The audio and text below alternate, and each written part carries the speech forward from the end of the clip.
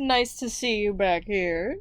And welcome back to our second Storytime Speed Paint. And this time, the topic we'll be covering is my very first job and how it was haunted as fuck.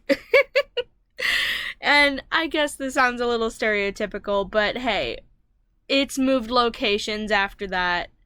My first job was at Spirit Halloween, and it was when the store was in a strip mall. It was an empty lot, but they took up that empty lot for that portion. But since then, they've gone to different locations. They haven't been to the same one since. What was then what I worked at is now a party city that my best friend ended up working at, and she has some stories of her own too. But basically, in this strip mall, I was 17 years old. It was the first job I've ever had.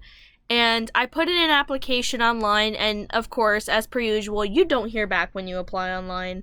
So when me and my parents had went into the store for the first time to just look around, like you do, I actually talked to one of the managers. I said, hey, I turned in an application, but I didn't hear back. Did I miss a deadline? And he's like, oh, well, let me write down your name. I'll look for your application. And I'm like, all right, great. So I got an interview at noon the next day, and, it was so easy. Like, I turned in the thing online, sure, but if I hadn't talked to the manager, I would not have gotten the job. So, it's a little weird. So I did the online application stuff, like all my information, blah, blah, blah, blah, blah. And then when I came in the next day for the actual interview, this was the strangest interview, to me anyway, because after this, I went to the job that I'm at right now, which is McDonald's, which is another story. But for the interview, he looked at me and he said, all right, I want you to walk around this floor, look at some objects, some of the stuff on the stock and the costumes. I want you to pick 3 items, and I want you to try to sell them to me. And I had like 10 minutes to walk around and try to think of anything, and I'm like, oh, fuck, what do I do? I don't know if this is the hiring practice for any other, like, location. I don't know if this was just my manager, but that's what happened. And I'm walking around, and I literally have no idea what I'm gonna sell, because I've never sold anything. This is my first job. And this girl comes up to me. She was already wearing a uniform. Or the apron? Yeah, you can wear whatever clothes you want. You just gotta wear the purple apron. And she's like, hey, can I help you with anything? And I said, yeah, the manager told me to pick 3 things to sell to him for my interview, and I have no idea what to do. And she's like, oh, he likes the Riddler. Go pick up that Riddler jacket over there and try to sell it to him. And I'm like, all right, bet. And she explained to me, just try and get as creative as you can. And I'm like, wait, creative. Create, right, because there was that section in the store where it's like the rainbow colors, and it's just like socks, tutus, face paint, stuff like that. And I'm like, all right. That gave me an idea. You know what this reminds me of? Costume stores for cosplay. And that's, I guess, how I aced my interview, by basically picking 3 items and saying, hey, these are also good for cosplay, or wearing casually, or as an accessory. And I got hired, and it was great. And the girl who helped me, her name, I'm gonna give her a different name to respect her privacy. Let's call her, what do I call her? Let's call her Corey. Alright, so Corey was super, super, super sweet. I am still friends with her to this day. I still hang out with her. I still talk to her. She is the sweetest pie. Like, oh my god, that's a song by Dua Lipa and Megan Thee Stallion. She is a sweetie pie. Oh my god. That's embarrassing. So she actually is Native American, and she was telling me all of these things because, she's also into the spiritual, like, witchy stuff. So me and her, like, got off really well. like just talking about that sort of thing. And she would like bring her tarot cards, and I'm like, whoa. And then because back then I didn't have any. I didn't get my first deck until I was 18, the year after that. So one night, it wasn't Halloween, but it was close to it. It was like mid to late October-ish. It was me, Corey, and our other coworker, Siobhan. So Siobhan and Corey and I were the only three. I was the only one who was under the age of 18. Corey was a assistant manager, so she had like count the drawers and do everything while we were shutting down. And so let's give a little layout here for what happened.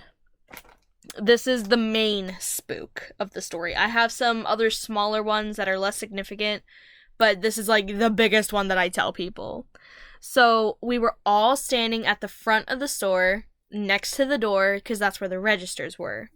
Now, when you walk inside the store, like as a customer, the first thing to your left is like all the Ouija stuff. So, you know, their towels, their pillows, their soaps, mint, whatever the fuck they had that year. And we were joking around like, yeah, we're gonna play with the Ouija. Corey didn't, respectfully, and that's fine. I know you should definitely not mess with one if you don't know what you're doing. You know, there are people who say don't mess with Ouija at all, and that's a smart assumption. But the thing is that you have to know what you're doing in order to do it. Like, you're not gonna have a child try to do heart surgery. They have to have experience. I have, you know, experience in that way, and I'm not necessarily afraid of anything that comes out of it because nothing really did come out of it. I know, you know, you have to close it, you have to close everything to make sure nothing stays or comes through. I know all of the rules, per se. So, we're joking about it, and then me and Siobhan, we're like, yeah, we're totally gonna do it. So I walked over to the section where all the Ouija stuff is, and I think what we used, it was like a tray. It was like a dinner tray. It basically looked like a Ouija board, just shaped a little upwards on the ends. And then a little fake planchette, and we kept like messing around with it, but nothing happened. So we closed the portal, closed everything, made it stop, and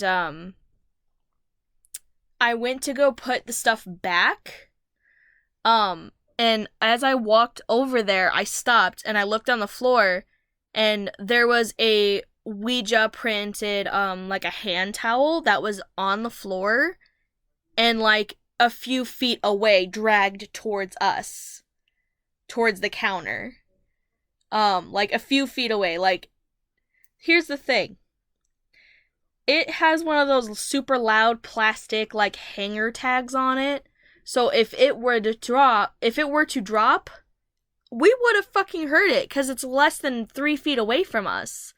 But the thing is that when I went to grab the tray and everything, I didn't hear it. And it wasn't on the floor when I went over there. So, yeah, the towel was, like, dragged towards us on the floor. And we're all like, okay, what the fuck? No thank you. So we, didn't really mess around with anything else that night. And when it came time to actually physically close the store, we had to all three of us walked to the very back to shut off the power, and then walk up front to leave and lock the door. So we all walked to the back, and I'm pretty sure this was just a glitch because that sort of thing does happen. I'm not going to say that this was the ghost, but bad timing on its part. As soon as we flipped down the switch, one of the animatronics up front, like said one of its lines, like it went off. And we freaked the fuck out. But because it only did it once, it didn't do it again. It just, like, said one thing and then stopped. And then we fucking booked it up front, ran out the door. Corey locked it. And then we just went home and we were all kind of shooken up. Because it's like, dude, what the hell? There were other times where I would be in the back where we have the storage and stuff. And I would be walking back there grabbing something. And, This is gonna sound so weird because I don't exactly know how to describe it. It sounded like something was walking on the ceiling. Like if it was upside down, feet on the ceiling and walking. That's what it sounded like. It sounded like footsteps, but it was obviously not from on top of the roof. It was inside, but it was up like above me. And it was so fucking weird because I was so weirded out because I looked up. There was nothing there, obviously, but it sounded like it. And I told Corey, I'm like, dude, what the hell is that? And Corey ended up like, okay, take this with a grain of salt. I believe it, but I'm not gonna tell you guys to believe it. So, feel free not to. But what she told me is that there is a spirit, but it never walked the earth. And if you know anything about spirits, dead people are ghosts. And then you got like earthly spirits that come from the earth, but were never like in a human body. It was something like that. And it's like a trickster type. It just likes to mess with us. It doesn't hurt us. It never wanted to hurt anybody, I suppose, but it just wanted attention, I guess. And I guess we kind of did because we would always joke about it. What was it? And then on Halloween night, I worked on Halloween night. Nothing quite happened except for we all had walkie-talkies, and we were all up front, and we had one walkie-talkie. We all sat like there was nobody in the store, by the way. Like the store was dead because we were right about to close. We all sat in a circle on the floor with the walkie-talkie in the middle, and we were trying to like tune into different frequencies, and we heard some like weird sounds, but it could very well have been from a different like frequency of somebody else doing something else. So I can't exactly say that was ghosts. But even before that on Halloween night, the store would be completely dead, where it would be just us three again, and we would hear walking from the other end of the store, or something falling from the other end of the store, like falling off a shelf. And we were just like, oh, no thank you. We're good. Have a good night. Bye-bye. Yeah. It's kind of short and sweet, and it's, not really much else happened, at least not while I was there, but, yeah, that was my first job, was at Spirit Halloween, and we had some spookies. I hope you all enjoyed this, and I hope to see you in the next video. Bye-bye!